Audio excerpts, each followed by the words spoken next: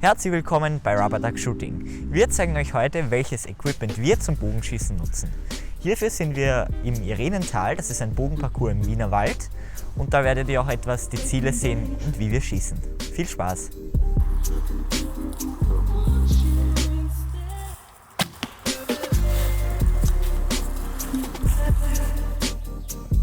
Zu unserem Equipment. Was gibt es grundsätzlich zu sagen? Wir schießen Recurve-Bögen, wie ihr seht. Das heißt, hier an den Wurfarmen geht es wieder ein bisschen zurück. Das steigert ein bisschen die Leistung. Das heißt, immer wenn ihr von einem Recurve-Bogen hört, dann ist das. Und grundsätzlich haben wir uns im Moment dazu entschieden, mehrteilige Bögen zu schießen. Das heißt, wir haben ein Mittelteil und die Wurfarme getrennt. Und wir bedienen uns dabei des sogenannten ELF-Systems. Das steht für International Limb Fitting und bedeutet ganz einfach, dass man hier mit einem standardisierten System Wurfarme und Mittelteil mixen kann.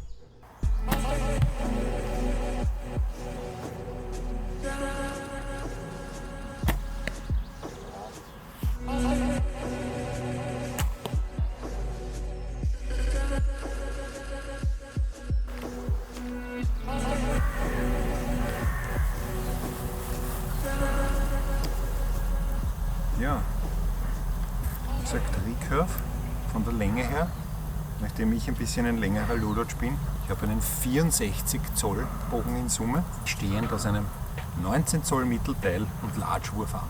Das ergibt in der Form 64 Zoll. Ist für mich, glaube ich, ein ganz guter Wert. Es könnte noch eine Spur länger sein, aber es ist auf jeden Fall tauglich, um damit einiges anzustellen. In dem konkreten Fall handelt es sich um ein 19 Zoll Mittelteil, Firma White Feather. Ich mag das Mittelteil, weil es schlank ist, das heißt, es greift sich für mich gut. Trotz der langen Finger habe ich gern ein bisschen filigranere Mittelteile. Ich habe diese ELF-Aufnahmen, mit denen man eben standardmäßig ELF-Wurfarme verwenden kann. Ein bisschen tillern kann, das heißt das Verhältnis zwischen oberen und unteren Wurfarm einstellen und auch die Stärke ein bisschen umstellen kann. Von den Wurfarmen her habe ich derzeit praktikable, gut funktionierende Oak Ridge.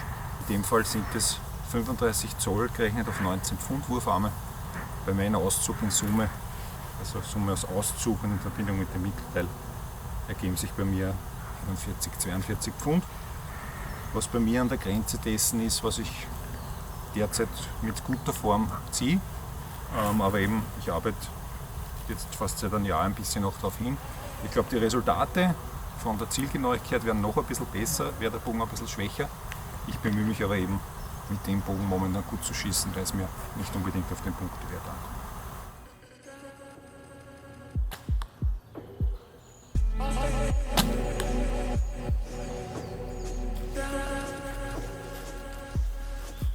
Was gibt es sonst noch zu meinem Bogen fertig zu sagen, bevor ihr dann mehr auch zum anderen Bogen erfahrt?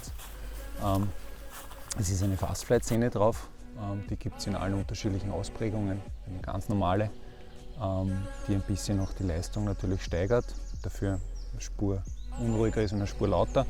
Um die Lautstärke zu bekämpfen, habe ich mich hier mit sogenannten Whisper Springs versucht. Habe noch kein großartiges optisches Resultat erzielt, aber die machen den Bogen ein bisschen leiser, genauso wie die unterlegten Gummistreifen, die ich hier drunter habe, einfach selber zugeschnitten, dämpft doch ein bisschen das, weil manche sagen, ELF-Bögen sind laut, das muss nicht unbedingt sein. Zu den Pfeilen vielleicht noch ein Wort. Inzwischen schieße ich in voller Länge 32 Zoll Nichora Tokola, sind ein Matrix-Verbund, das heißt gewobenes Matrix in einer Form, die eben so gewoben ist, x-förmig. Man sieht das an diesen kleinen Kasteln, wenn man sich das genau anschaut.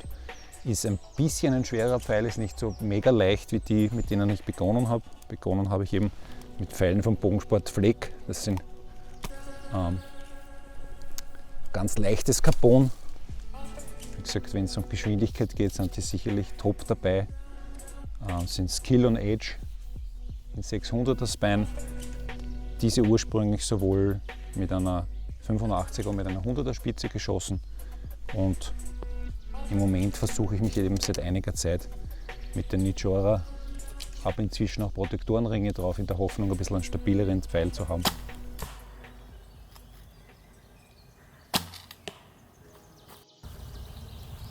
Gut, vielleicht noch ein paar Worte von mir zum Schluss. Ich habe in Wahrheit einen ziemlich ähnlichen Bogen.